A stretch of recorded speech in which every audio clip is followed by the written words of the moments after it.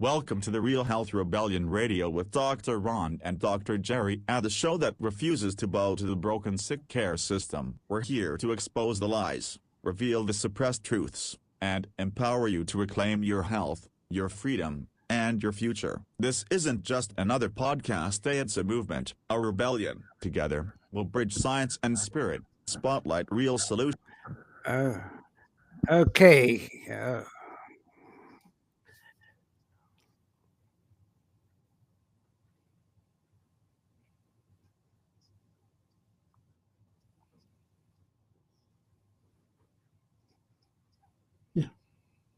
Yeah, Ron, nothing's gone. Okay, it looks like we had a little audio glitch there, which is not unusual for Dr. Ron. Ladies and gentlemen, welcome to the Real Health Rebellion Radio, and I am accompanied by my two good friends and co-hosts, Dr. Jerry Smith and Dr. William Wong. Howdy. As they say in Texas, how do you? How do you? Yep.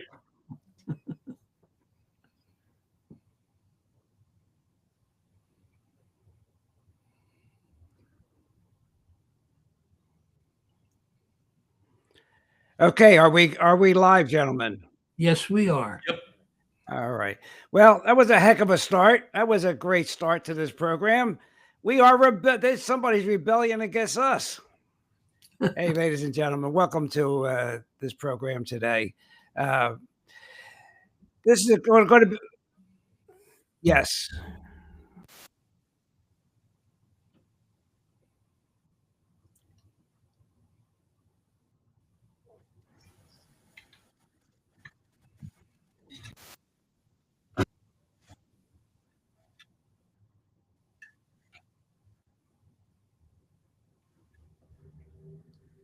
Well, I think what I have to do here is get rid of this Instagram. It's going crazy on us. So it is gone. Now, can we hear each other? Yes. Yep. Good. Nice and clear. All right. So it was Instagram messing us up. So, well, here we go. We're to try and get back on schedule here. Today, we're going to take the fight right down to the cellular level, ladies and gentlemen, because aging isn't random, and it sure as hell is not inevitable. It's engineered. It's engineered by a modern world that poisons your mitochondria and profits from the fallout, but not today. We're going to expose it. We're going to help you reclaim your biology, and we're going to start the mitochondrial awakening. And I talked about a term months ago called be a mitochondriac, because the mitochondria are critical for your power. They are the power plants. The sick care system blacks them out. And the truth is simple. When your energy collapses, your life collapses, and we're here to flip the switch back on, and you don't need anybody's permission from any institution or anybody else. You just need the truth and the tools and the will to rebel. So buckle up, get your duct tape ready, and we're going to start off today with Dr. Jerry Smith. Welcome, Dr. Jerry. All right, we have him here someplace. Oh, he went off. All right, we'll get you back. Protection program. Here we go.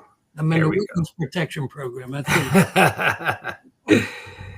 Anyway, I'll share with you some key facts about mitochondria. Interestingly, it's an intracellular structure, and it produces 95% of the energy of the body. Interestingly, from a genetic perspective, mitochondrial DNA is inherited from the mother only, not from the father. Mitochondrial dysfunction plays a central role in nearly every degenerative disease.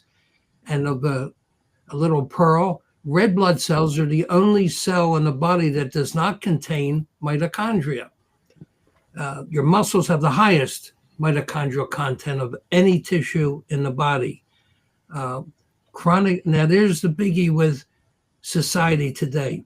Chronic disuse of muscles, sedentary behavior, aging, each independently result in a decline in your mitochondrial content and function, leading to production of free radicals. It's the free radicals from the energy production that causes the damage to the mitochondria. Your standard American diet, sedentary lifestyle, ubiquitous amounts of toxins in our society make today's generation far more susceptible to mitochondrial dysfunction than ever before.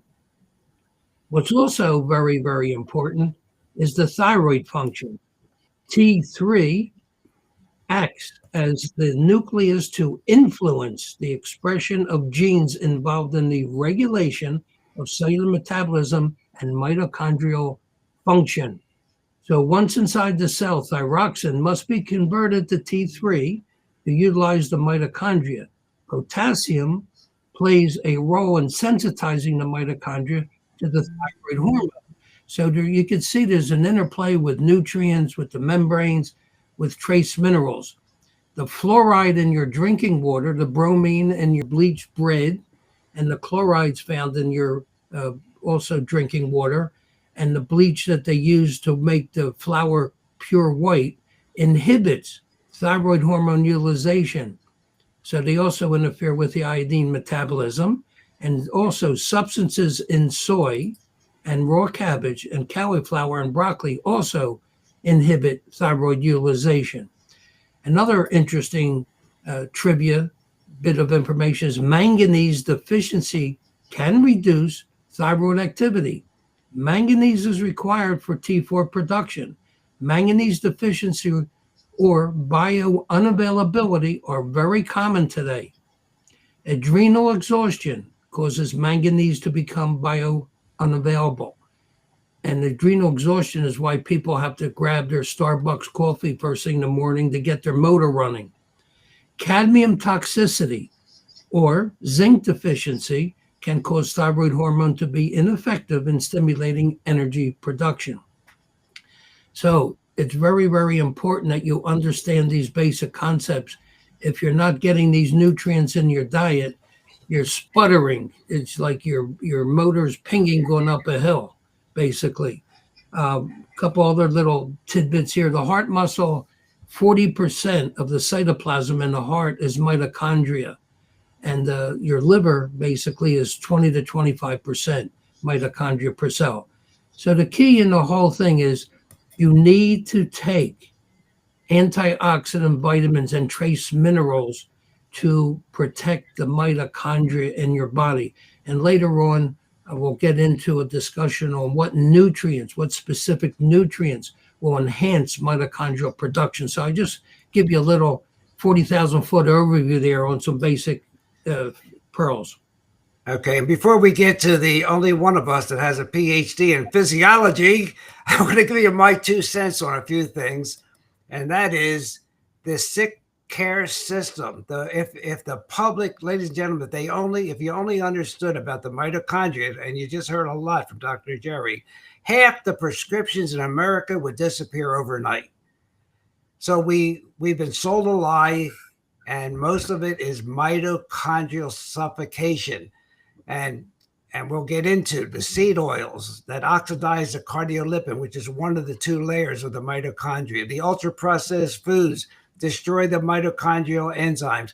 And we must not forget the blue light toxicity. It's killing us. Chronic statin use. We've been marketed about statins like they're trying to market us about antidepressants and GLP-1 inhibitors. But chronic statin use drains CoQ10, and I'm sure Dr. Jerry will have more to say on that. And the electromagnetic fields, which no allopathic physician is going to talk to you about, they alter mitochondria signaling pathways. Medical schools don't teach mitochondrial biology. They teach drug pathways. Just like we do not have a cholesterol epidemic, we have a mitochondrial energy epidemic. So we're here today to help you rebuild the mitochondria, rebuild the person. Healthy mitochondriacs don't buy pharmaceuticals. That's why you don't hear about them. And now let's turn it over to our good friend, Dr. Will Wong, who he's written about this and talked about this for a long time. So Dr. Wong, I'm going to give you your correct name there. There we go. And the Dr. Wongism was on Podbean and other places. Thank you.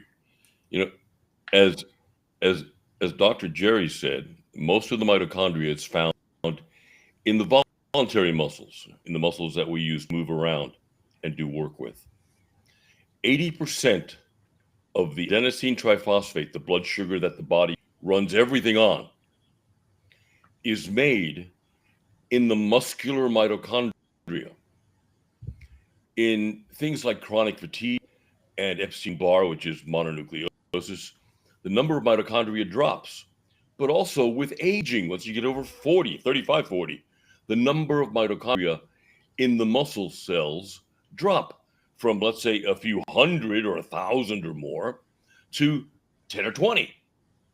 And so imagine what happens when you have that precipitous drop in the number of mitochondria in your muscle cells. All of a sudden, you go from being happy and being wonderful to kind of dragging along and maybe getting out of bed and maybe not. So when it behooves us for various reasons to maintain muscle mass, to maintain bone density, to maintain overall health, for survival, it behooves us to maintain our muscle mass and our strength well into old age. You should be a beautiful corpse when they put you in the box. You should look like Steve Reeves. The more muscle mass you lose, and here are the figures. We lose 10% muscle mass a year between 50 and 60, so that by the time we get to 60 years old, we're at bare bones minimum muscle mass to move ourselves around, unless we're weight training. Really great point. Really great point. And you've made that point on our podcast before about how weight training actually supersedes aerobic training. Oh gosh, yeah. You know, you may not have to run down the street to catch the postman because he didn't pick up a letter that you left in the mailbox, but you need to open up a jar of pickles. You need to open your car door. You need to get that pot off the bottom off of the top shelf. You need to pick up a suitcase. Everything in our daily lives involves some form of strength, from mopping to just plain getting out of bed. So, you know, when you're old and broken down and can barely get out of your recliner, it's not aerobic capacity that's going to help you do that. It's muscular strength. Well, Bill, what you got to do is convince the TV manufacturers to put lead weights in the remote. So you. You know, there was one guy back in the 70s or 80s, maybe might have been the 90s, where if his kids wanted to watch TV, they had to pedal on a bike that ran a generator that ran a television. Yeah, I remember that. Well, so this is a story that you're not getting on the news, you're not getting in the papers, you're not even getting it from your physician, because pharmaceuticals is what they know to use. It's a pill for an ill, and there's no profit in oxygen and minerals, movement, weightlifting, grounding. You know, what doctor's going to tell you? Well, go out and get some sunlight, go get some magnesium, go get some exercise. Well, they may say exercise a little bit, but they'll tell you to go walk 100 million steps instead of going to the gym and lifting some weight. Yeah. Right. So, and now, any comments about mitochondrial disease in children and how our children are so sick, and the role of our diet in these children? Do we want to talk about that at all? Well, I think the vaccines are playing a major role in screwing up the mitochondria, big time. And plus all the adjuvants that are in there, aluminum, thimerosal, squalene, fetal tissue. I mean, it's like a witch's brew. Exactly. Right. Yeah. You know, and for kids, that's the basis of dysfunction and disease are the vaccines, starting with brain inflammation, and then going to spinal inflammation, and then going to immune system collapse, and et cetera, et cetera, et cetera. It's more are dying from taking the vaccines than are being saved from whatever diseases they're supposedly helping with.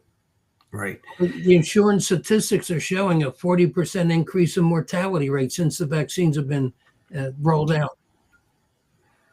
And Well, that's definitely true with the C vaccine, but the kids are really suffer from it because they're sick chronically for life. The pharmaceuticals yeah, companies have them for life.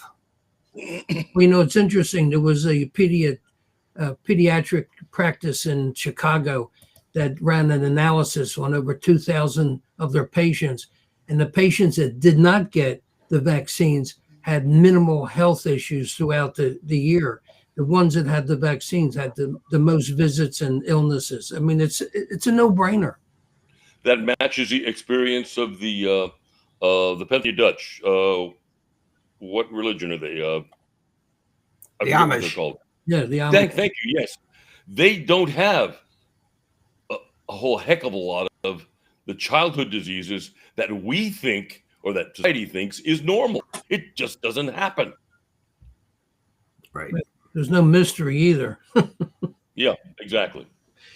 So You know, the allopathic system is made to self-perpetuate, yeah. and it self-perpetuates by making us sick from the get-go, There you go. so that we become permanent customers, not patients is the wrong word. Patients is a brainwashing word to make us think we're getting a benefit. We're customers of the allopathic system, and we're locked in as soon as they make us sick with a whole bunch of stuff. I thought we were guinea pigs. We are that too. Well, we are that too, yeah. And we willingly submit to this because of the psychological warfare they place on us, the fear Yeah. they put into us. Yeah. So, all right, I agree with that. I think that that's a really valid point. You know, we're sick from the beginning. We're a customer for life. So, Dr. Jerry, you were going to start talking about how our listeners can repair their mitochondria. What can they do? Simple terms, and I want to put in a caveat because Sure. I think a lot of things that I hear talked about in mice and rabbits and whatever, and the work that I've done studying this, very few of these have been studied in humans. If you agree or disagree, go ahead and let me know. Yeah, I agree. Because who the heck wants to solve the problem? You know, they have a cash cow. So let me give you 3 ways you can improve your mitochondrial function, enhance your energy. One is eat less. So studies have shown that by cutting back on food consumption, you have fewer demands on your mitochondria. Your production of damaging free radicals declines, and you enhance mitochondrial efficiency. So that's the key. Eat less. You know, I eat my first meal, at lunchtime. So I have that little fasting that I go on. Exercise more, as Dr. Wong mentioned. Exercise tunes up the body, increases the mitochondrial activation through biochemical pathways, and you get the mitochondrial biogenesis, increase in production. And the other important thing is take nutritional supplements that mimic the positive effects of exercise and the caloric restriction. So one of the biggies is resveratrol. It's in red wine.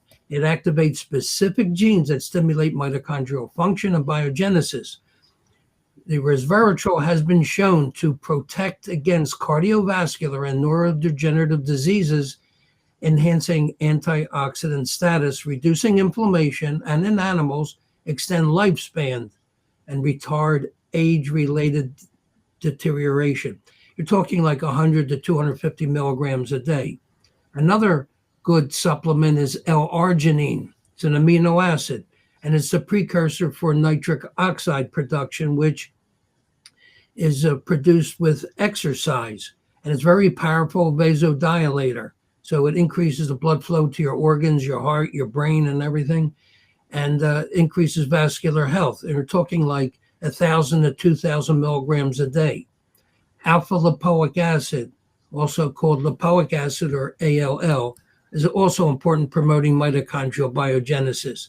It's good for general antioxidant support and to treat and prevent neuropathy and other diabetic complications. ALA also helps with your blood sugar, weight control, because it stimulates glucose uptake and increases the burning of fatty acids. Recommended is 600 to 1,200 milligrams of ALA daily. Another biggie is coenzyme Q10. It's a powerful antioxidant present in all the cells and particularly concentrated in the mitochondria. CoQ10 participates in the production of adenosine triphosphate, the high energy packets that fuel your mind and your bodies.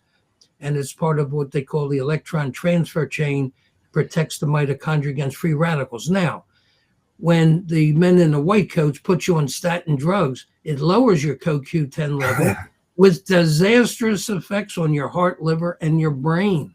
So these are really important nuggets to digest.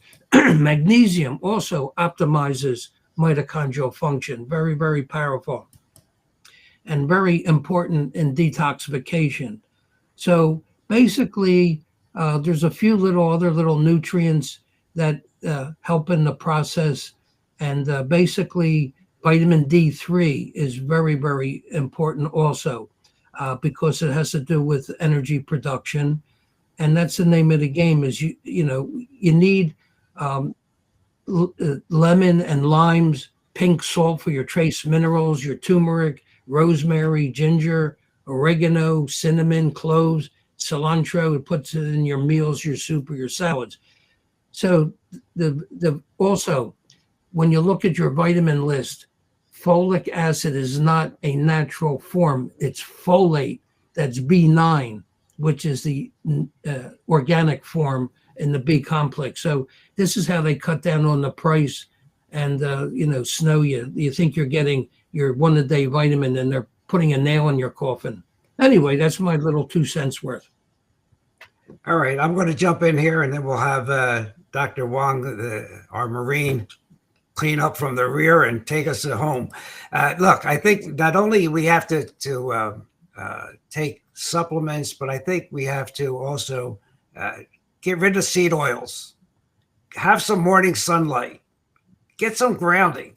Get your bare feet on the ground, in the sand, on the grass, and if you have to, buy a grounding mat or grounding sheets. I think strength training is part of the way of keeping your mitochondria strong. And there's no doubt that CoQ10, the statins destroy it, the mitochondria need it, end of discussion. Manage your blue light and reduce your stress. And there are a mitochondrial 6, and part of that mitochondrial 6 is the ubiquitol, the CoQ10. And something that's making headlines now and is backed by science in human beings is creatine, because your cell's backup energy system is creatine. It's cheap, it's safe, it's effective. It's so effective, Big Pharma's not going to tell you about it. So there are, and I don't want to leave out methylene blue. And I think you should talk to your healthcare provider when you take this. It should be taken in low doses.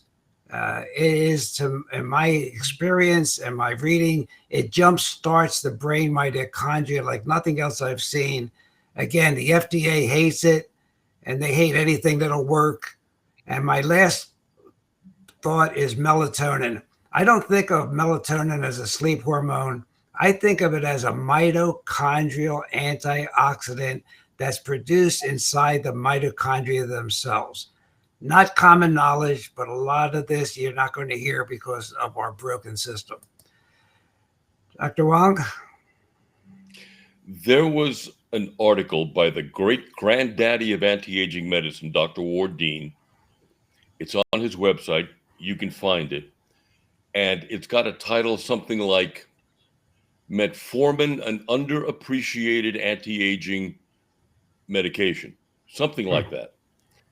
But his primary gist on the metformin, and this is even before we knew that metformin helped to rebuild the lipid layer around brain cells and to rebuild myelin sheaths, is that helps the brain to best absorb ATP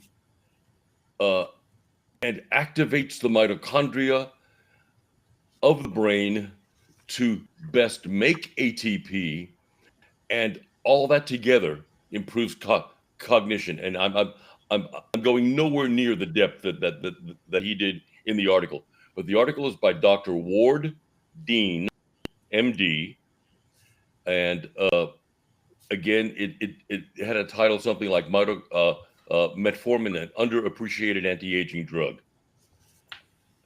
Well, that's I'm sure not a is a drug pusher. pearl. I'm a classical naturopath, and I don't push drugs, but when some drugs prove to be effective, and I will tell you that metformin is the drug that the natural health food industry absolutely hates. They think that they can make up for metformin with vanadium, with chromium, with this herb or that herb, and it just doesn't work. 44 years as a naturopath, I've yet to find anything that actually works against, especially type 2 diabetes. But you know, the metformin has advantages over and above being used as a diabetic drug. One of the other great granddaddies of anti-aging medicine said that regardless of age, or excuse me, regardless of blood readings, if you're over 55, you should be on the metformin and you should be on thyroxine, because thyroid function naturally declines, and you can take all the iodine in the world. You can chug Lugol solution from now until hell freezes over, but you're not converting it into T4 or T3. So with that in mind, those are two ways to jumpstart, aside from exercise and the regular nutrition and the antioxidants that you both mentioned. Those are ways of jumpstarting mitochondrial function and the increasing the action and number of mitochondria. Yeah, that's that you know, I'm going to put that up there with what you said about 5 or 6 years ago about ivermectin. You were the first one of anyone to explain how ivermectin can be taken, and you were so far ahead of the curve. And I think you are, again, I appreciate you bringing that up, because I had forgotten about metformin, to be honest with you. I had forgotten about that. So thank you. You're welcome.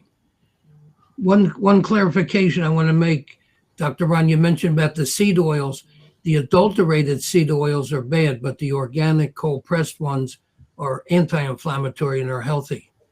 Well taken. Yes, yeah. Absolutely. Yeah. I don't want to get into rapamycin now, because that's a whole show in itself. But I think, Dr. Wong, you had mentioned it in some of your mail outs, your emails. Did you do any research into rapamycin as an anti-aging, and does it affect mitochondria? I don't know that, really. I don't think I have. I might have commented on a research article or two on it, but I'm not that familiar with it. All right. We'll do a podcast on that, ladies and gentlemen, because it's being pushed as an anti-aging. And I think anything that's anti-aging has to keep the mitochondria young. You have to go to the cellular level. So we'll investigate that as time goes on. So, ladies and gentlemen, I hope it would just bring this to your attention. Okay. And we hope that you contact us at therebels@mail.com, therebels@mail.com. Let us know what you want us to talk about. If you have any questions, we'll bring them up at the following podcast, which is every Tuesday at 11. And we're on YouTube, Rumble, BitChute, and hopefully Instagram. So, get in touch with us, therebels@mail.com. So I have a little closing statement here. I just hope that you can reclaim your power, be the CEO of your own body. Your bodies aren't failing you. The truth is, our system has failed you first, and your mitochondria are waiting for you to change all that and wake them up. It's not too complicated.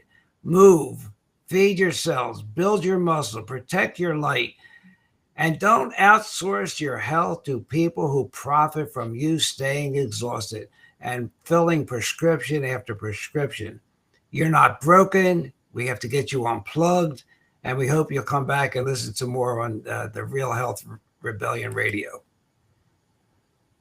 Well said.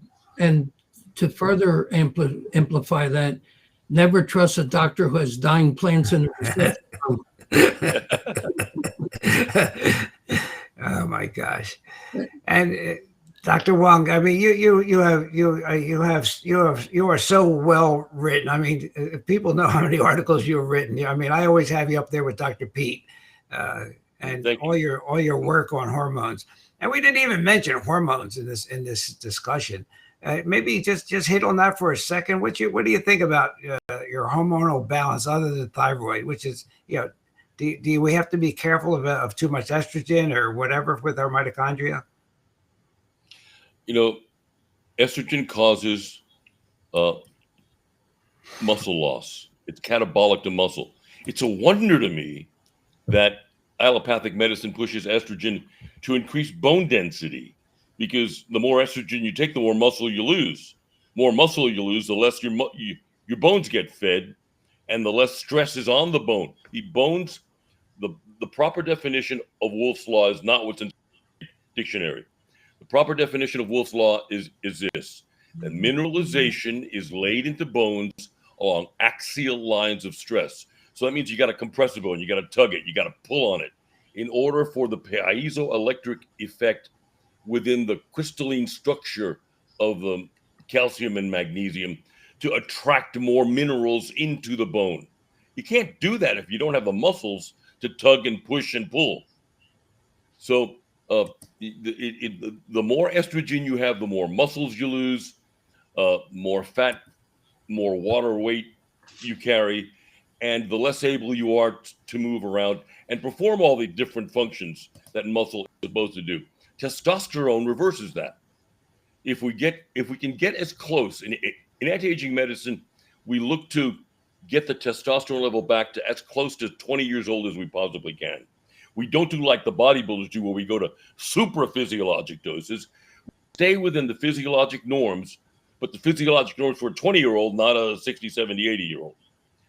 And when that happens, UC Berkeley did studies back in the 90s showing that just alone, even without exercise, increased muscle mass, increased bone density, increases size, shrinks. When we become estrogen dominant, and when it shrinks, all of our drive for life is gone. Between the medial amygdala and the substantia nigra that make dopamine, that's where our drive for life comes from. You want to get out, you want to add an addition to your house, you want to work on your car, you've got this hobby, you got that project, you want to go out and do whatever. That all comes from the medial amygdala and the substantia nigra making dopamine. When the substantia nigra shrinks because there's a lack of testosterone, then we just kind of, I wake up in the morning, but I'm not going to do much today. I might, sweep a little bit and stuff. But, so all of our drive is gone right out the window. And that's when you say, yes, dear, can I have my allowance? Yeah. There's someone who's as testosterone dominant as you are. Yeah. Oh, excuse me, as dominant. I think as you are. Yeah. Dr. Wong, I think we got to do a show, and it really ripped my guts the other day when I saw an advertisement where they're talking about decreasing the testosterone levels with prostate cancer. In my opinion, the research out there shows you should increase it, and they're killing people. Because I had a patient who I resurrected with liver cancer, and then his prostate had a problem. They put him on a drug, and he was dead in a week. Yeah.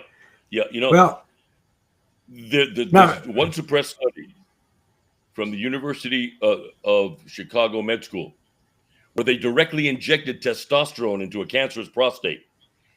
The thing shrunk, and the CA went into remission.